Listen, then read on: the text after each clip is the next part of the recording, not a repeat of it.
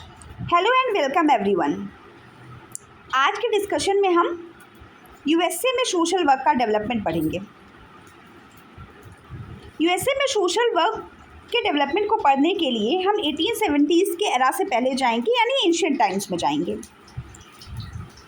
ऐसा नहीं है कि सोशल वर्क एक जब नया डिसिप्लिन बनता है तभी सोशल वर्क की प्रैक्टिस शुरू होती है।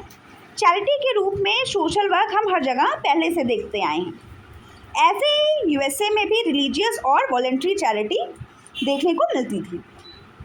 फिर जो एलिजाबेथन पुअर लॉ जिसने इंग्लैंड को इम्पैक्ट किया, उसने पूरे वर्ल्ड को इम्पैक्ट किया।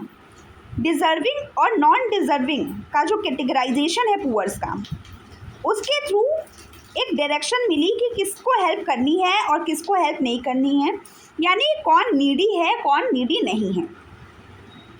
तो ऐसा ये कुछ जो है यूएसए में भी इसका प्रभाव देखने को मिला। फिर 1877 वो टाइम पीरियड है जब हम यूएसए का पहला चैरिटी ऑर्गेनाइजेशन सोसाइटी देखते हैं। यहाँ पे साइंटिफिक चैरिटी की शुरुआत होती है, यानी रिसोर्सेज के मिसयूज़ को प्रिवेंट करना है।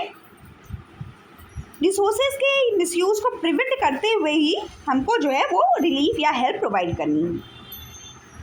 फिर 1889 का टाइम पीरियड आता है जिसमें हम सेटलमेंट हाउस मूवमेंट देखते हैं। इसमें क्या है, हल हाउस के रूप में जेन एडम्स ने कम्युनिटी बेस्ड सोशल रिफॉर्म्स की शुरुआत की। हम रह करके समझेंगे कि लोगों की एक्चुअल नीड्स क्या है, उनकी ज़रूरतें क्या हैं, और फिर उनकी नीड्स को हम फुलफ़िल करेंगे। अब आते हैं प्रोफेशनलाइजेशन की तरफ। 1898 में पहला school of social work, formal education यहाँ पे बिगिन होता है न्यूयॉर्क स्कूल ऑफ फिलेंथ्रोपी में। अब सोशल वर्क एक फॉर्मल डिसिप्लिन बन गया तो इसमें बहुत सारे जो वर्क्स भी पब्लिश होने लगे। ऐसा ही कुछ 1917 में यानी 1917 में मैरी एलन रिचमॉन्ड की बुक सोशल डायग्नोसिस में हम देख सकते हैं, जिसमें इन्होंने प्रोफेशनल केस वर्क की बात की। अब जब सोशल वर्क एक प्रोफेशन बन चुका है, एकेडमिक डिसिप्लिन बन चुका है, बुक्स लिखी जा चुकी हैं, तो सोशल वर्क को स्ट्रेंथ प्रोवाइड करने के लिए बहुत सारे लेजिस्लेशंस हम यूएसए में देख सकते हैं। जैसे 1935 का सोशल सिक्योरिटी एक्ट, 1946 का मेंटल हेल्थ एक्ट, 1955 में एक इंस्टीट्यूशन ही बन जाता है, एक बॉडी ही बन जाती है, एक ऑर्गेनाइजेशन ही बन जाता है जिसका नाम है national association of social work, जिसने यूनिफाइड कोड ऑफ एथिक्स दिया। फिर 1960s टू 1970s वो टाइम पीरियड है जब सोशल वर्क यूएसए में और स्ट्रेंथेंड हुआ। Civil rights, anti poverty programmes, ये सब देखने को मिले।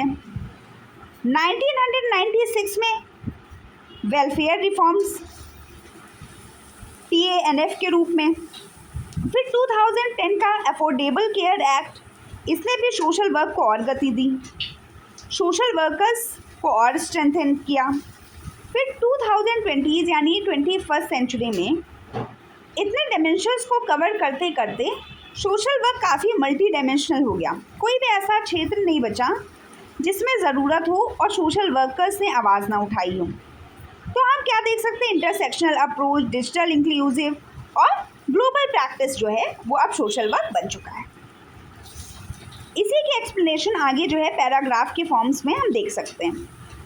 Before 1870s pre professional era, जिसमें 1601 का एलिजाबेथन पुअर लॉ हमने देख लिया है। 1700s टू 1800s यानी जो चर्चेस, फैमिलीज़ और वॉलंटरी चैरिटीज़ के रूप में जो हेल्प प्रोवाइड की जा रही थी, ये सब हम समझ चुके हैं। 1800s rise of mutual aid societies among African Americans and immigrants.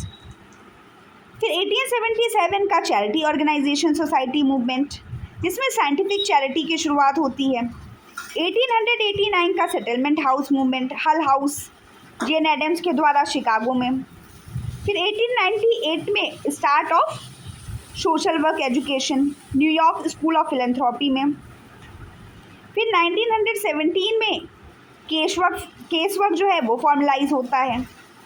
1955 में national association of social workers found होता है। फिर आगे चलते चलते धीरे धीरे ये इंक्लूसिव प्रैक्टिस बन गया, जिसमें हम क्लाइमेट जस्टिस देख सकते हैं, रेशियल इक्विटी देख सकते हैं, इमिग्रेशन सपोर्ट के लिए वॉइस रेस होती है, LGBTQ+ के लिए भी सोशल वर्कर्स ने आवाज़ उठाई। सो आज के लिए हमने USA में सोशल वर्क का इवोल्यूशन कैसे हुआ ये पढ़ लिया। आगे के लेक्चर्स में अब हम इंडिया में सोशल वर्क का इवोल्यूशन कवर करेंगे और UK में सोशल वर्क का इवोल्यूशन कवर करेंगे। Thank you.